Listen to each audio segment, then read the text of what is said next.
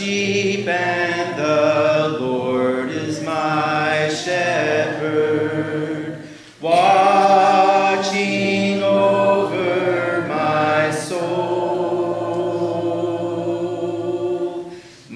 soul to keep guarding over me ever, watching wherever I go. And when the winds blow, He is my shelter, and when I'm lost and alone, He rescues me. And when the lion comes, He is my victory, constantly watching over me. He is constantly watching over me. A Journey Through the Bible, Day 83 of 365, Thursday, March the 24th, 2022. Today's reading, Ruth, chapter 1, verse 1, through chapter 4, verse 22. This book, a real breath of fresh air during the time of the Judges, fits in and about this time. The reason we place it here is that Boaz, a major character in Ruth, was a grandson of Nahshon, who belonged to the first generation out of Egypt. Ruth, chapter 1, verses 1 through 5. In the days when the judges ruled, there was a famine in the land. And a man of Bethlehem in Judah went to sojourn in the country of Moab, he and his wife and his 2 sons. The name of the man was Elimelech, and the name of his wife Naomi. And the names of his 2 sons were Mahlon and Chilion. They were Ephrathites from Bethlehem in Judah. They went into the country of Moab and remained there. But Elimelech, the husband of Naomi, died, and she was left with her 2 sons. These took Moabite wives. The name of the one was Oprah, and the name of the other was Ruth. They lived there about 10 years, and both Mahlon and Chilion died. So that the woman was left without her 2 sons and her husband. Ruth, chapter 1, verses 6 through 14. Then she arose with her daughters-in-law to return from the country of Moab, for she had heard in the fields of Moab that the Lord had visited his people and given them food. So she set out from the place where she was with her 2 daughters-in-law, and they went on the way to return to the land of Judah. But Naomi said to her 2 daughters-in-law, Go, return each of you to her mother's house. May the Lord deal kindly with you, as you have dealt with the dead and with me. The Lord grant that you may find rest, each of you in the house of her husband. Then she kissed them, and they lifted up their voices and wept. And they said to her, No, we will return with you to your people. But Naomi said, Turn back, my daughters. Why will you go with me? Have I yet sons in my womb, that they may become your husbands? Turn back, my daughters. Go your way, for I am too old to have a husband. If I should say I have hope, even if I should have a husband this night and should bear sons, would you therefore wait till they were grown? Would you therefore refrain from marrying? No, my daughters, for it is exceedingly bitter to me for your sake that the hand of the Lord has gone out against me. Then they lifted up their voices and wept again. And Orpah kissed her mother-in-law, but Ruth clung to her. Ruth, chapter 1, verses 15 through 22. And she said, See, your sister-in-law has gone back to her people and to her gods. Return after your sister-in-law. But Ruth said, Do not urge me to leave you or to return from following you. For where you go, I will go, and where you lodge, I will lodge. Your people shall be my people, and your God my God. Where you die, I will die, and there will I be buried.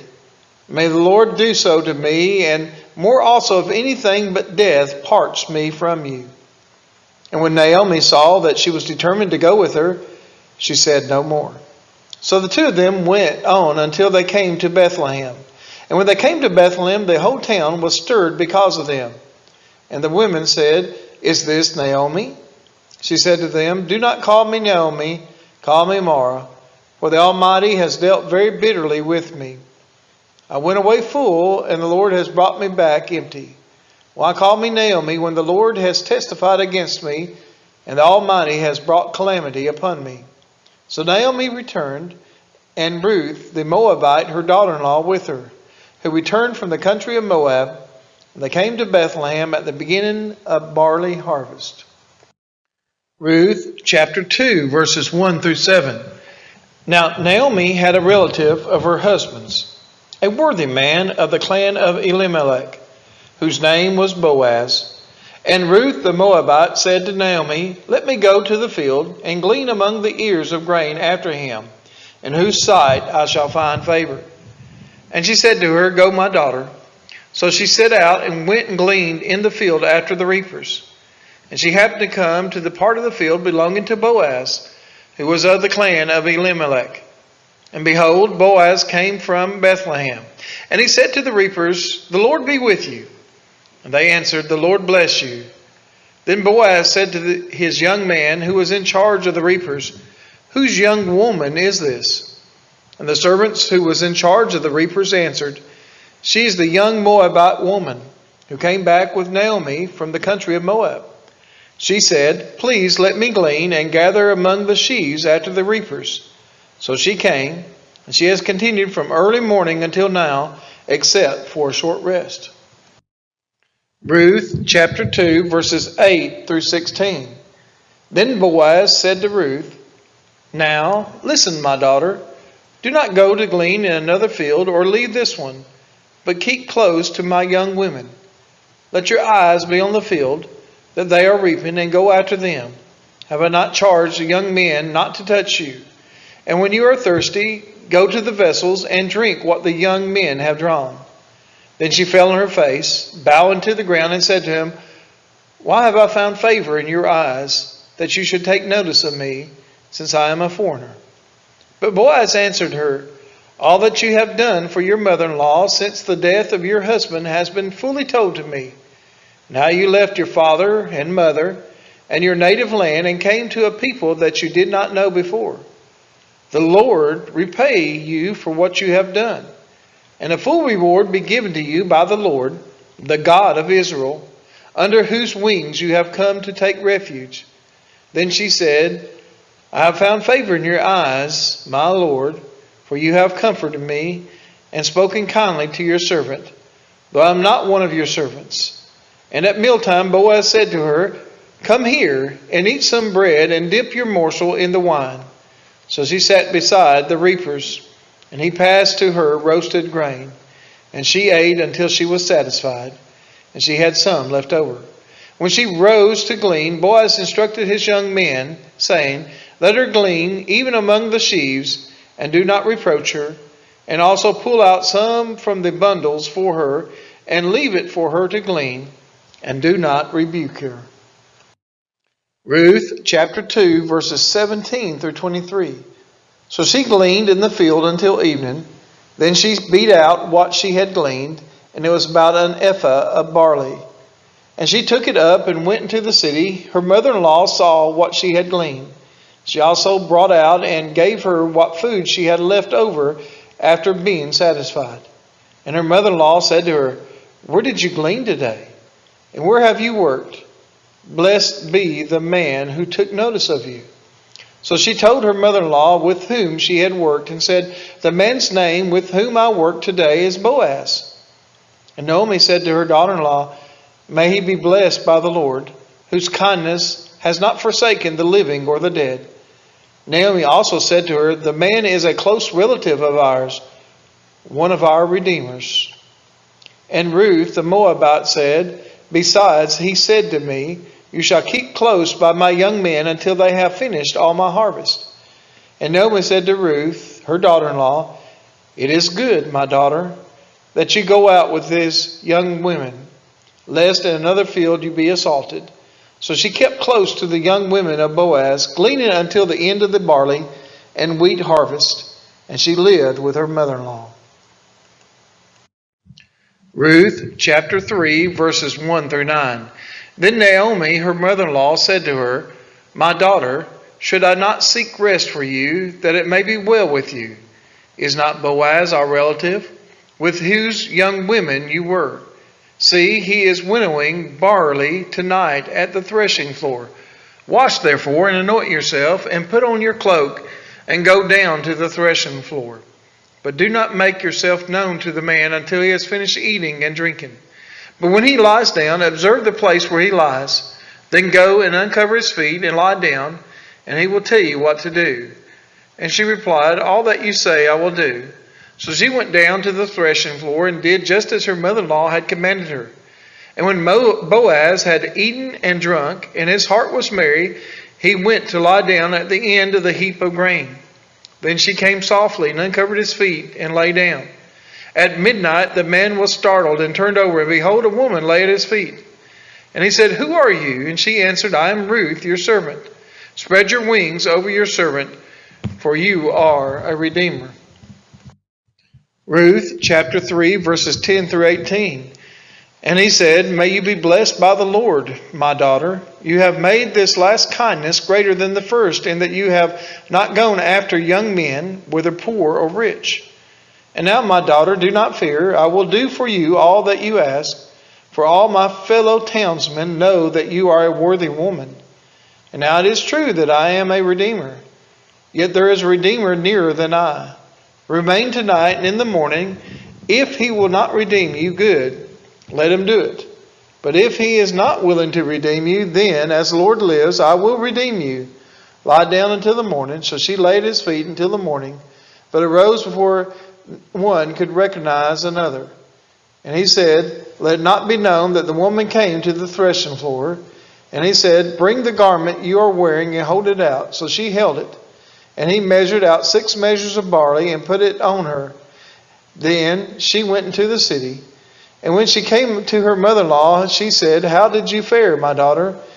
Then she told her all that the man had done for her, saying, These 6 measures of barley he gave to me, for he said to me, You must not go back empty-handed to your mother-in-law. She replied, Wait, my daughter, until you learn how the matter turns out. For the man will not rest, but will settle the matter today. Ruth chapter 4, verses 1 through 6. Now Boaz had gone up to the gate and sat down there, and behold, the Redeemer, of whom Boaz had spoken, came by. So Boaz said, Turn aside, friend, sit down here. And he turned aside and sat down. And he took 10 men of the elders of the city and said, Sit down here. So they sat down. Then he said to the Redeemer, Naomi, who has come back from the country of Moab, is selling the parcel of land that belonged to our relative Elimelech. So I thought I would tell you of it and say, Buy it in the presence of those sitting here and in the presence of the elders of my people. If you will redeem it, redeem it. But if you will not, tell me that I may know, for there is no one besides you to redeem it, and I come after you. And he said, I will redeem it. Then Boaz said, The day you buy the field from the hand of Naomi, you also acquire Ruth the Moabite, the widow of the dead, in order to perpetuate the name of the dead in his inheritance. Then the Redeemer said, I cannot redeem it for myself, lest I impair my own inheritance. Take my right of redemption yourself, for I cannot redeem it.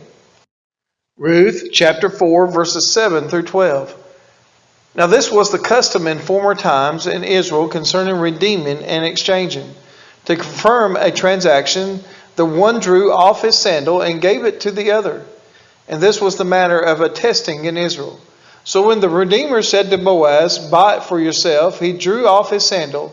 Then Boaz said to the elders and all the people, You are witnesses this day that I have bought the land from the hand of Naomi, all that belonged to Elimelech, and all that belonged to Chilion and to Mahlon. Also Ruth the Moabite, the widow of Mahlon, I have bought to be my wife. to perpetuate the name of the dead in his inheritance, that the name of the dead may not be cut off from among his brothers and from the gate of his native place. You are my witnesses this day."